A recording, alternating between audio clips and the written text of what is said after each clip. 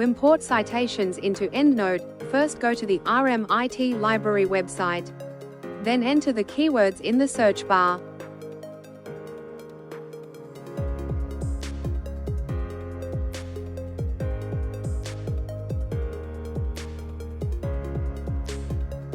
Choose the article you're looking for.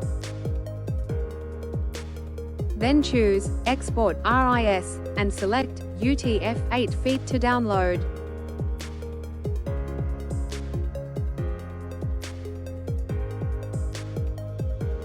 Open the downloaded file in your device.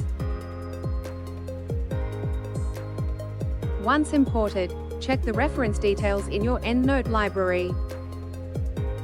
To organize references in EndNote, create new groups.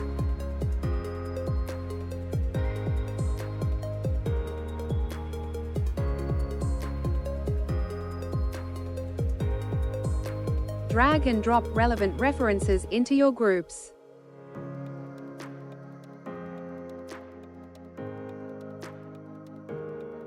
To insert citations into Microsoft Word, first select the citations. Then open Microsoft Word. Select EndNote 2025 in the ribbon. Choose Insert Citation, and choose Insert Selected Citation.